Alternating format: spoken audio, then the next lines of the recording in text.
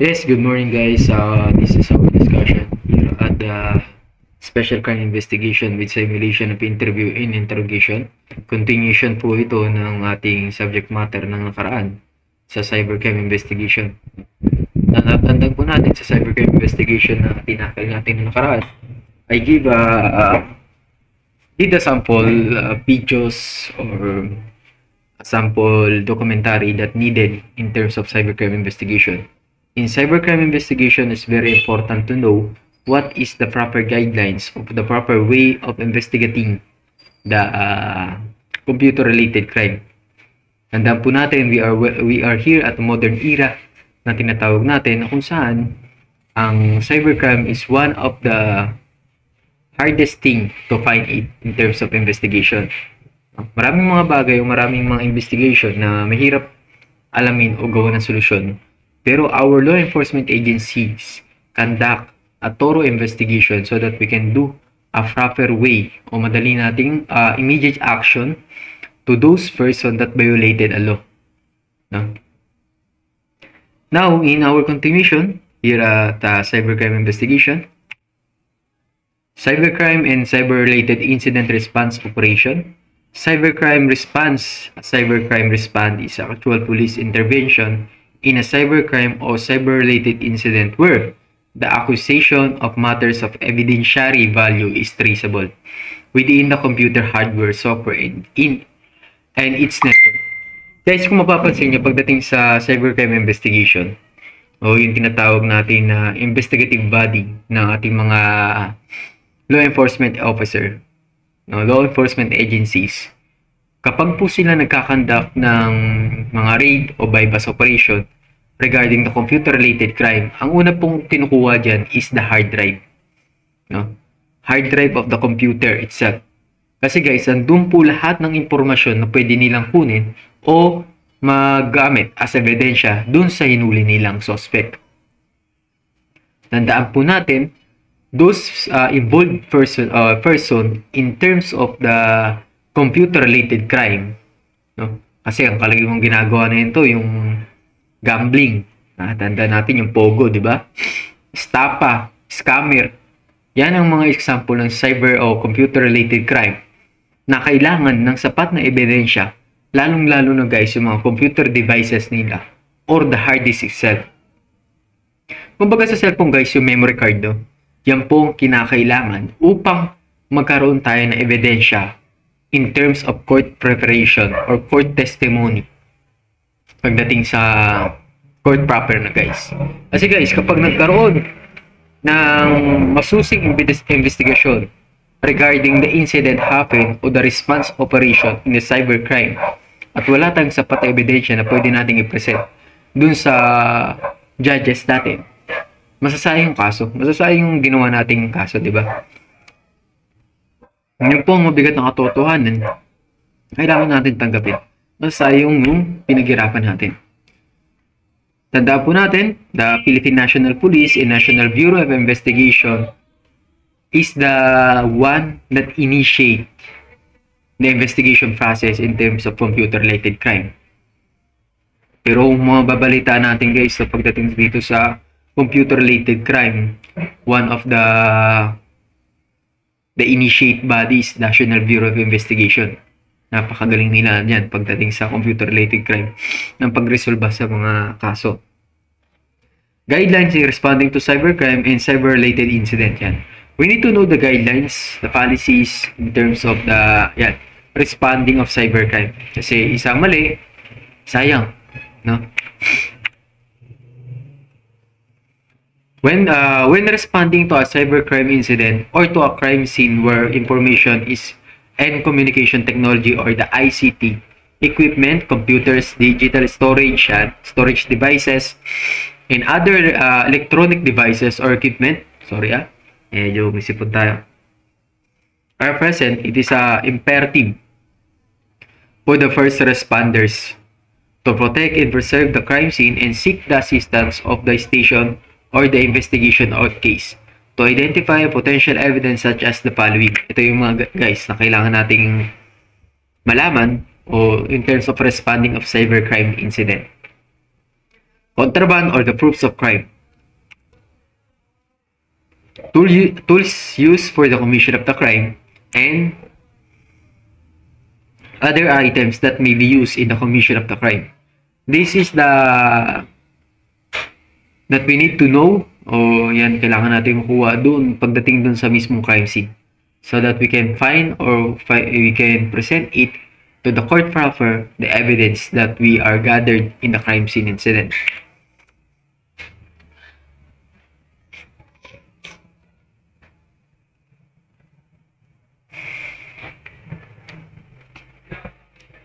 The FR shall immediately coordinate with the nearest ACG or the Anti-Cybercrime Group office through the station TOC or the IOC for the assistance upon the arrival of the ACG personnel.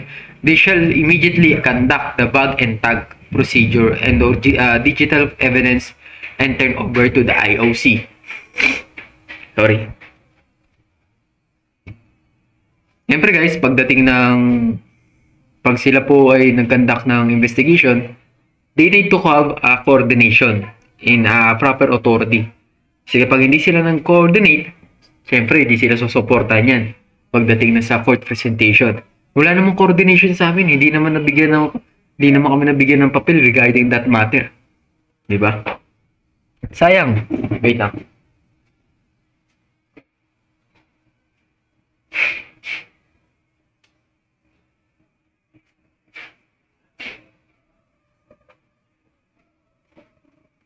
Sorry for the interruption, guys. Ayan.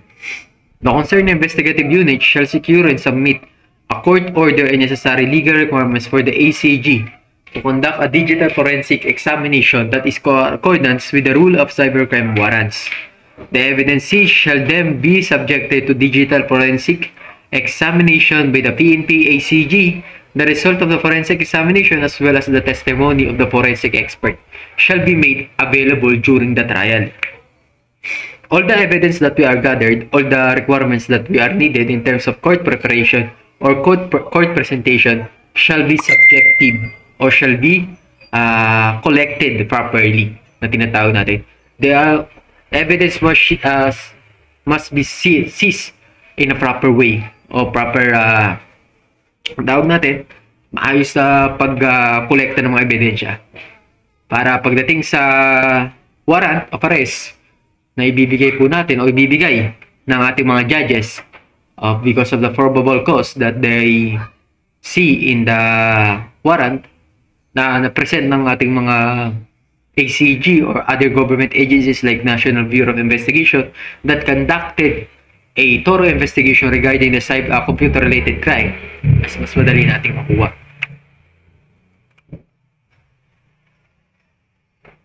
Preservation of seized computer. Upon determination of how the computer was utilized in the commission of the crime, and once the legal requirements have been complied with, the following are the guidelines in the preservation of the seized computer. This is the guidelines, guys, na kailangan nating malaman in terms of preservation ng mga computer na nandun sa crime scene mismo. Kasi, like I said, in our proper way of investigation, we need to have a proper seizure of not seizure, guys, proper seize ng ebidensya. Number one, secure the scene, no? Yan, ang una natin, nandun pa lang sa fundamentals natin, sa basic way. Secure the scene. Officer safety is always paramount. Siyempre, ang unang kailangan ay yung kaligtasan ng mga personnel natin dun sa area. Preserve the area for potential fingerprints. All the necessary, no? Kung kailangan natin i-cordon yung area, no? Basic naman talaga, kailangan i-cordon yung area so that to avoid any, diba tawag doon, contamination of evidence, di ba? Kasi ang fingerprint, guys, madali pong mawala yan. Hanggat maaari, yan po ang una nating kukunin. Immediate restrict access to the computer, yan. Wala nang mangingialam, wala nang maghahawak dun sa mga computer devices na na-preserve natin dun sa area. Kasi baka mamaya mag-delete sila kung ano-ano. Disable the internet connection to restrict remote access to the computer. Yes, guys. Tandaan nyo po, we are in modern era meron na po tayong tinatawag na Wi-Fi connection or Wi-Fi connected that they can access to those computer devices na tinatawag po natin. Kasi guys, kapag merong computer devices na tinatawag natin at hindi natin access talaga guys, magkakaroon po ng hindi magandang resulta yung ginawa natin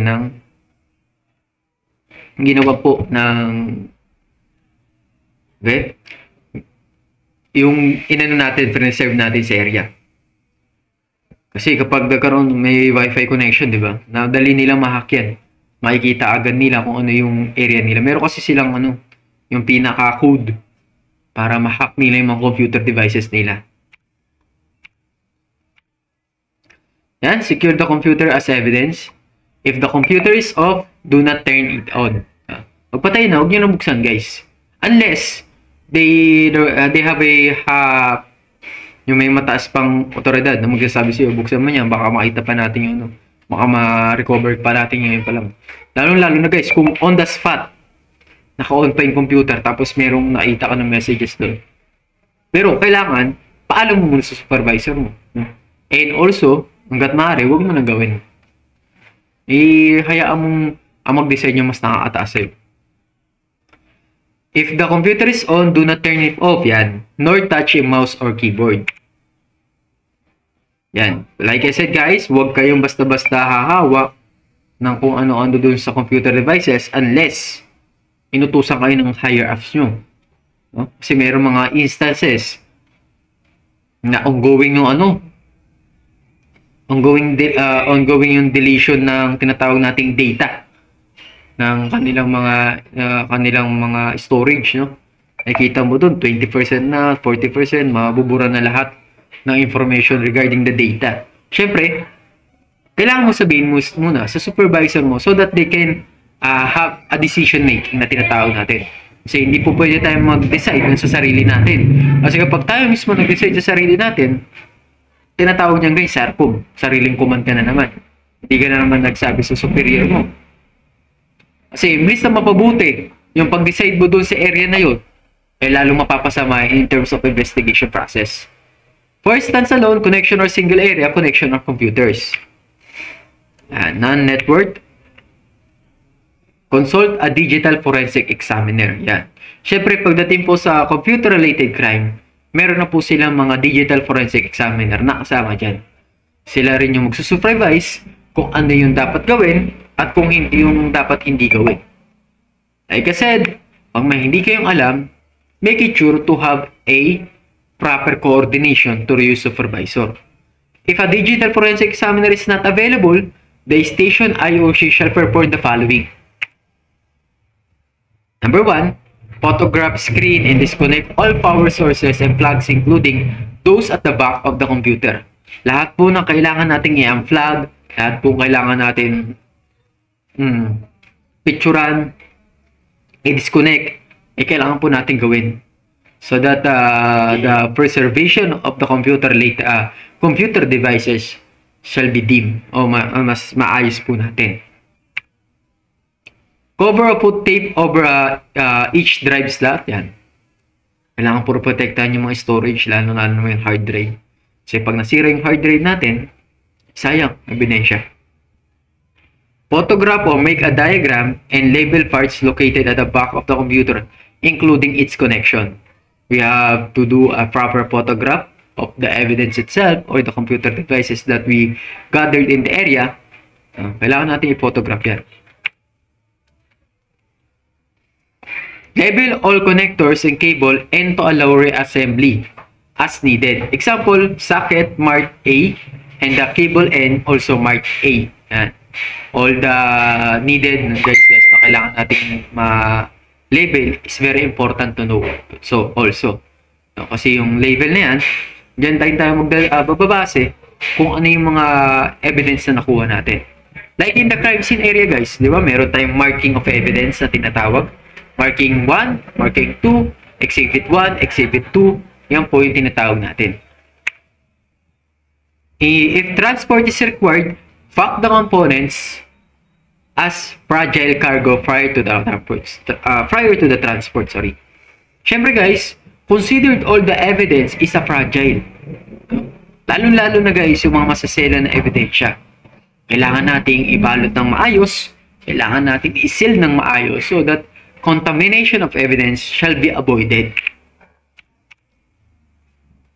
Keep it away from magnets, radio transmitter, and from another hostile environment. And, syempre guys, kasi karaniwan, mga computer devices, computer natin guys, may mga magnet dyan, di ba? Pag naano na yan guys, mangyayari niyan, masira yung ebidensya natin.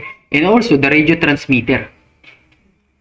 We need to proper, yung tinatawag natin na i-preserve natin. Kasi para hindi mahaluan ng kung sino-sino man. Ensure that only the digital forensic examiner conducts the search for any evidence contained in the computer hardware. Like I said guys, huwag kayo basta-bastang magpapahawak ng kung sino-sino unless this is considered as a digital forensic examiner. Kasi that their expertise po nila yan. Hindi naman po sila nilagay dyan para mag-obserba lang o magbigay ng idea. Nilagay din po sila dyan para mga alam dun sa investigation process. Kasi sila ang mas may alam nila kung ano yung process, alam nila yung dapat gawin sa area na yun. For network computers or business computers, consult a digital forensic examiner for assistance. No? Always remember guys, kapag mayroon tayong hindi alam o mayroon tayong kailangan nating malaman, always consult the forensic digital examiner natin. Do not immediately pull the flag to prevent the following. Number 1, severe damage to the system. Doon guys sa una nating discussion, di ba, unflag kagad. Magkaibang area kasi yun. Ngayon dito, huwag kagad kayo magpa-flag o unflag ng computer devices. Kasi, cause of the tendency or the cause of the damage of the computer itself is the not properly unflagged. Hindi masyado na ano. Pero, kung nandun yung digital forensic examiner natin, hayaan po natin silang gumalaw para hindi tayo masabit sa area na yun. Number 2, disrupting the legitimate business. Magkaibang area kasi sila kanina guys doon sa number 1, 2 and 3. Possibility liability of police officers. Yan. Ito yung kailangan nating malaman guys in terms of the business na. Kasi ito, business na to. Hindi naman to kagad na sasabihin natin illegal.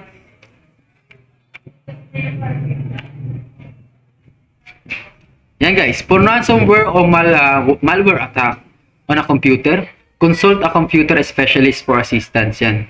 Kala nyo, sa tao lang kikidnap guys, meron din mga ransomware na tinatawag natin.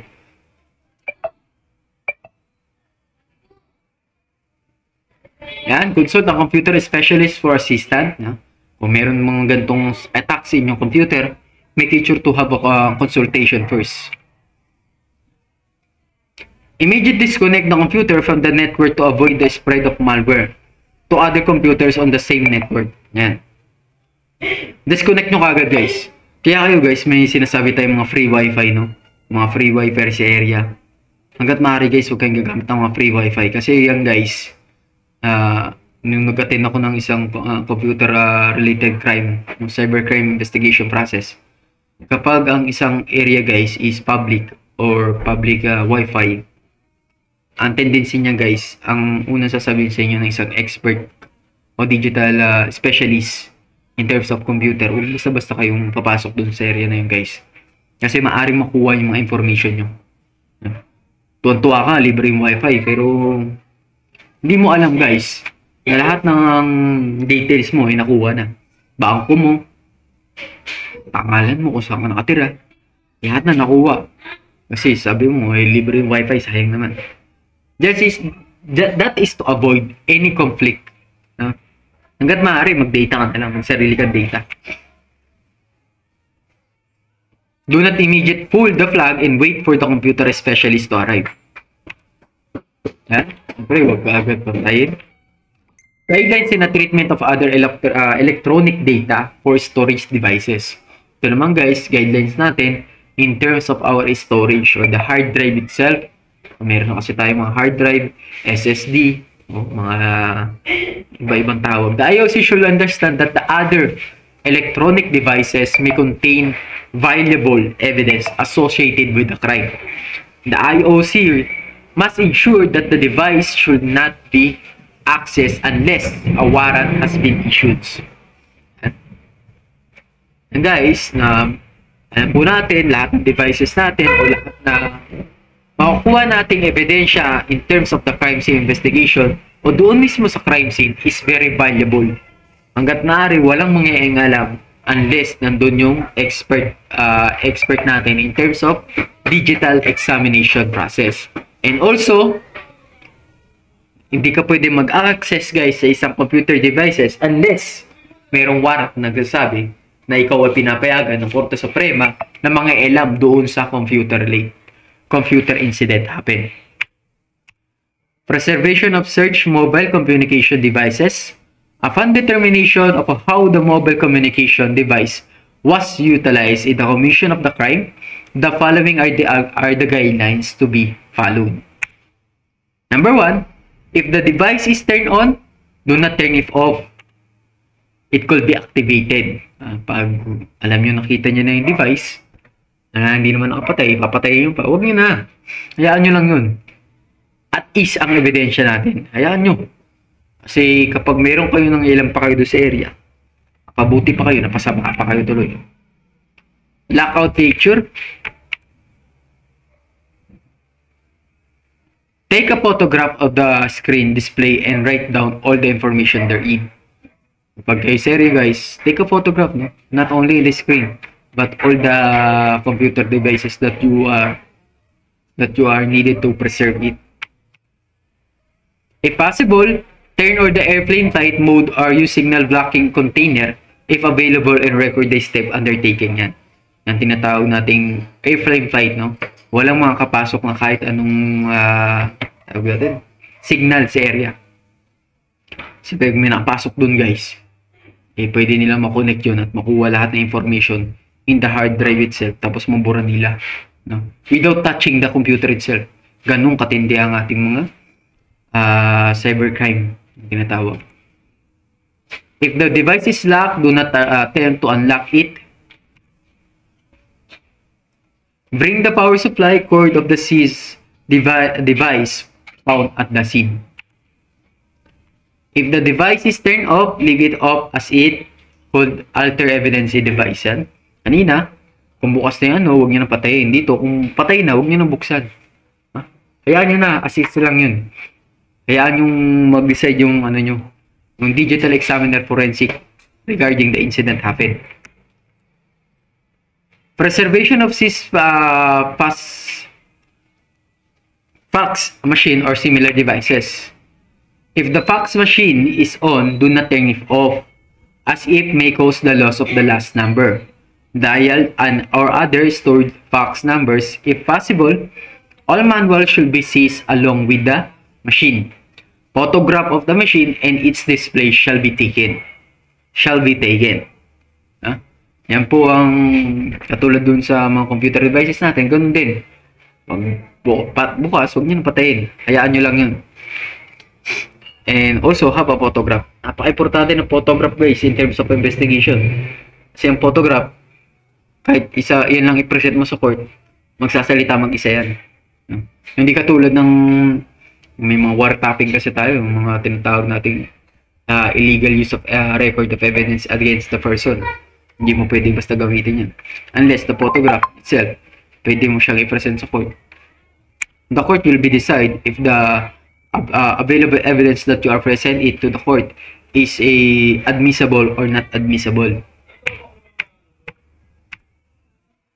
Preservation of the seized caller ID devices and other similar devices. Number 1, the IOC should be able to recognize potential evidence contained in a caller ID devices such as telephone numbers and subscribers information from incoming phone calls. Phone calls. Yan guys, it's very important to have a preservation of ID o yung tinatawag natin identification devices na makukuha natin dun sa telephone. Kasi guys, ang telepono is very important in evidence. Kasi dito pa lang sa telepono natin, makikita na kagad kung sino-sino yung mga transaction mo. Dun sa Bamban Tarlac, di ba? All the evidence has been seized. Walang tinira. Para magkaroon ng proper way of investigation and proper follow-up investigation regarding the incident happened.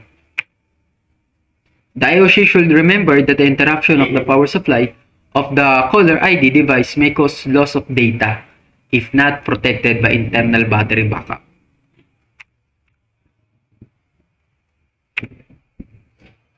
Guidelines in the treatment of seized digital video recording or the DVR devices. And ito yung mga kailangan nating malaman guys in terms of the seizing of the digital video recording. The IOC should be able to recognize potential evidence contained in DVR devices such as date, time, or occurrence in the person viewed on the video captured by the audio and video recorder, AVR, and camera devices. And guys, ang kailangan natin, all the potential evidence that we are gathered in the area, all the DVR and the AVR that we are collected in the area was properly treated as evidence or properly seized.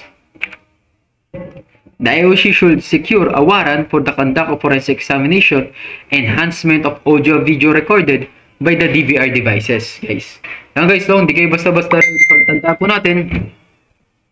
In terms of conducting also a enhancement of the evidence that you are gathered in the area, kung nalalabuan kayo sa video, nalalabuan kayo sa recording ng audio, hindi nyo basta-basta pwedeng galawin unless they have a warrant. They issue the warrant of judges that you are forensic examiner in digital. They allow the judges to conduct or enhancement of the said issue or problem. Acquiring the DVR devices and order footage recording. The IOC shall send a preservation letter addressed to the DVR device owner directing him or to keep, retain, and preserve the footage recordings. Guys hindi kayo basta-basta pwedeng mangailam unless meron kayong proper authority. A court order or a notarized affidavit of consent together with the photocopy of valid ID from DVR devices owner or authorized administrator must be secured to obtain the original and duplicate copies of footage recordings. No? All the evidence, yan ang mahirap guys kapag ang nakuha natin is DVR, AVR, o computer devices. You cannot do, hindi mo kaagad pwedeng gawin na ikaw gusto mong gawin yan, enhance mo yan. Ikaw gusto mong gawin yan, enhance mo yung video or audio. Hindi mo pwedeng basta gawin yan unless merong court order na nagsasabing pinapayagan kang gawin yan. Yeah? Sabihin natin, guys, kasi alam nyo guys kung bakit ginagawa yan. To, guys, yung mas madaling malocate. Para mas madaling malocate yung mga suspect natin. Kasi may mga video guys na medyo malabo talaga. Hindi lang malabo talaga. So that the enhancement of the forensic examiner or digital examiner should be used in this area para mas madaling makuha yung hinahanap nating suspect. Yan. Tapos na tayo dun sa cybercrime investigation. Nandito na tayo guys sa the golden rule of interviews. But before we proceed on that matter guys, yan lang muna natin yan, the golden rule on interviews. Dito muna tayo sa, ito guys is additional. This is may report in my master. Na i-additional lang natin para meron kayong idea.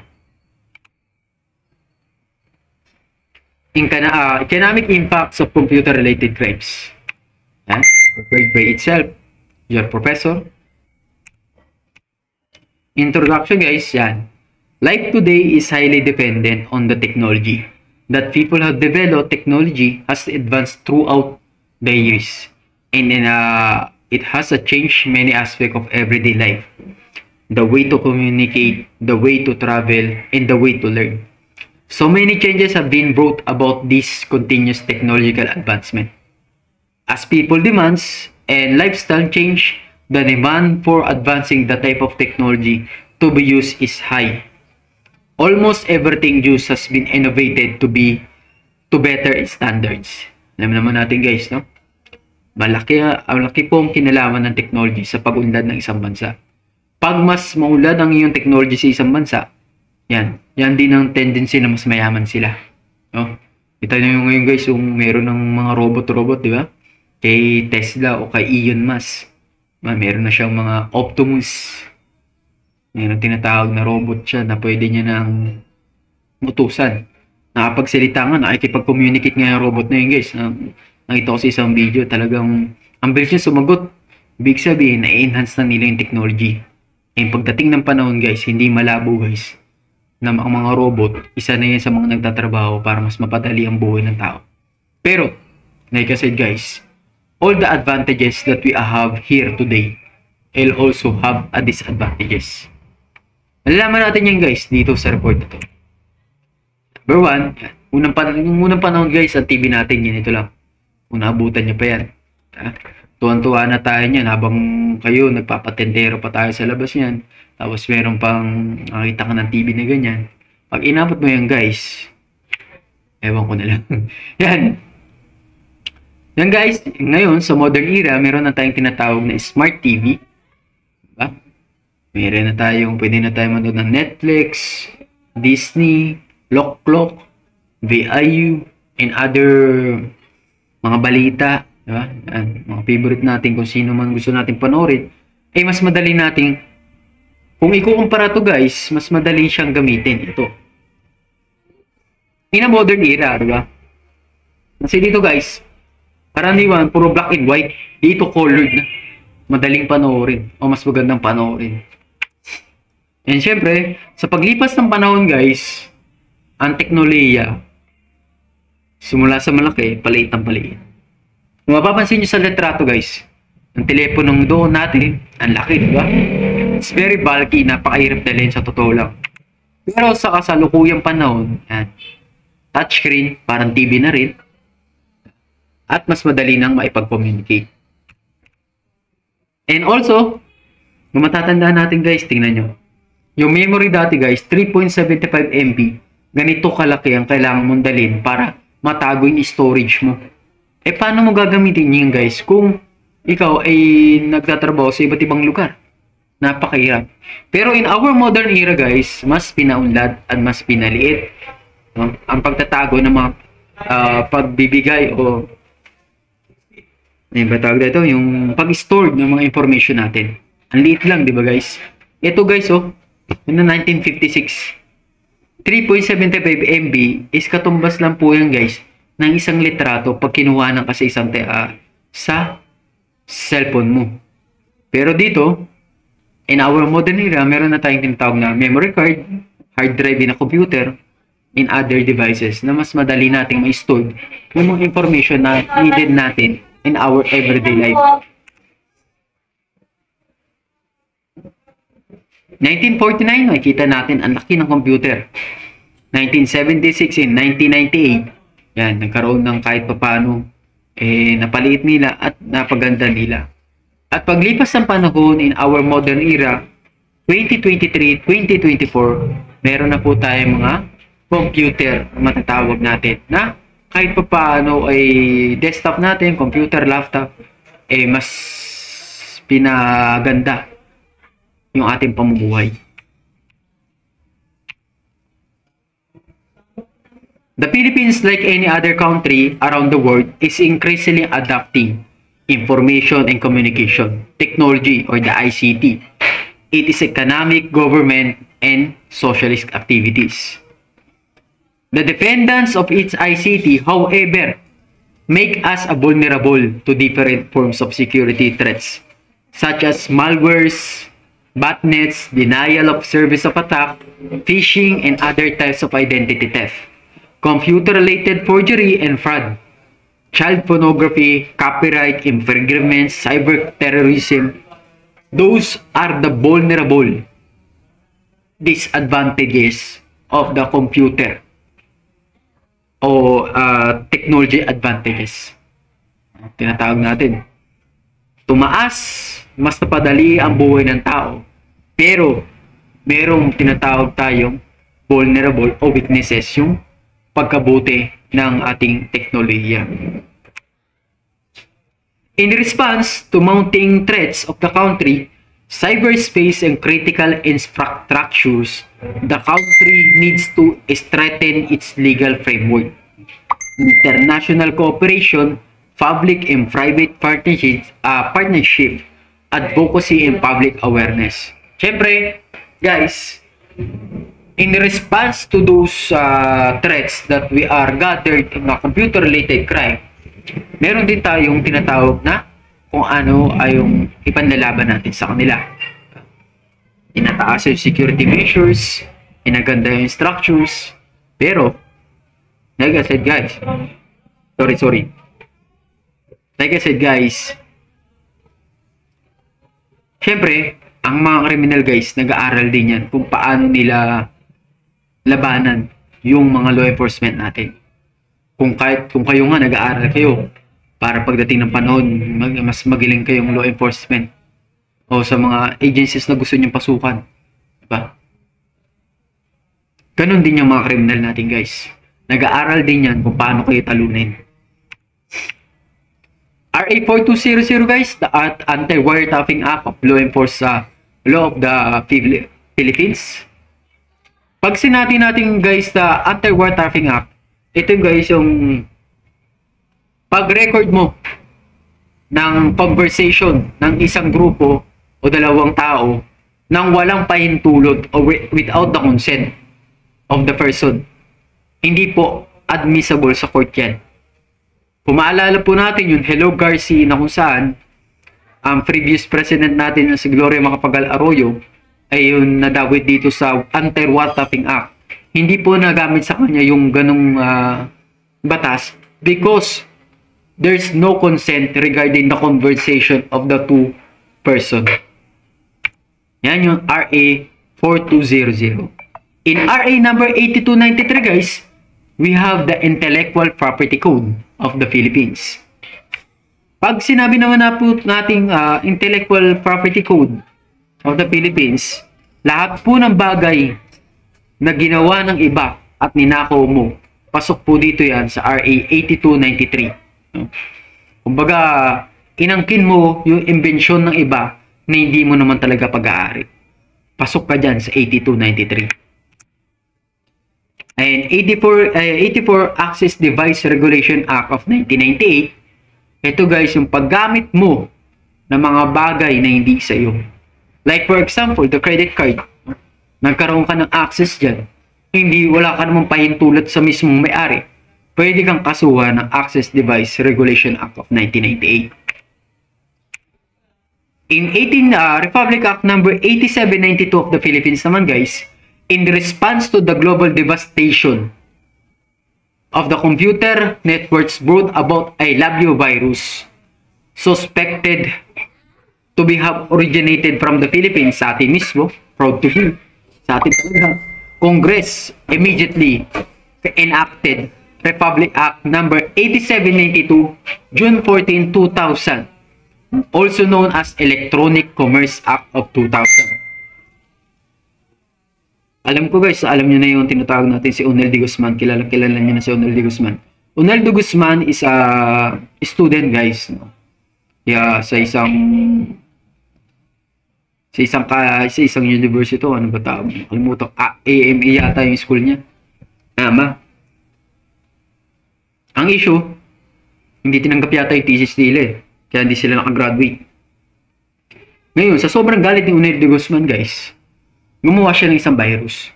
Pinatunayan niya na magaling siya. I love you virus. Pinakalat niya sa email. Pag binuksan mo yun guys, kakantayin yun sa Barney.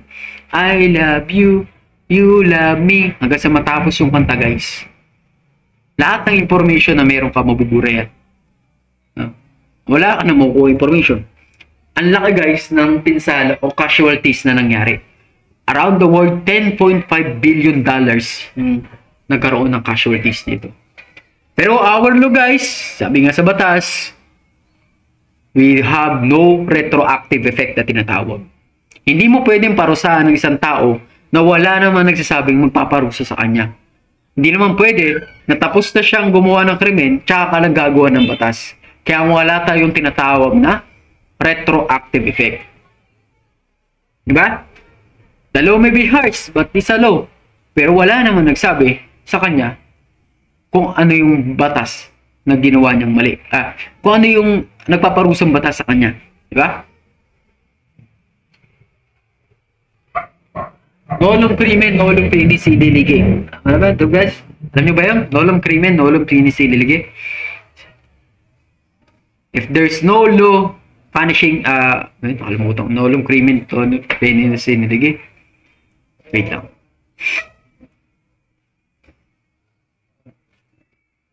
Nakalimutan ko yung mga ganung area. Kaya guys, kapag yan ang mga mambabatas natin, talagang naalala niyo mga Congress sa investigation nila, no? Gagawa sila niyan ng so that they can proper conduct of investigation. Kumbaga guys, makagawa sila ng batas regarding dun sa issue. Kung may pagkukulang, gagawa sila ng panibagong batas. Yan, no lang crimen siniligays. No crime without the law. The phrase rephrase, ano bang meaning nito? Conduct is not criminal if not found among the bigger circumstances combination of the statutes. Kung wala nagsasabing na batas na mali ito, walang krimen na naganap. Diba? Yan po ang nangyari doon kay Onel de Guzman. Republic Act number 9775 o an act defined that crime child pornography prescribing penalties therefore and for other purposes. Diba guys, naalala nyo sa mga vlogger natin, hindi sila basta-basta guys nagpo-post ng mga litrato ng mga kabataan o lalo-lalo na pag minor because pwede silang parusahan ng ganitong batas na Republic Act 9775.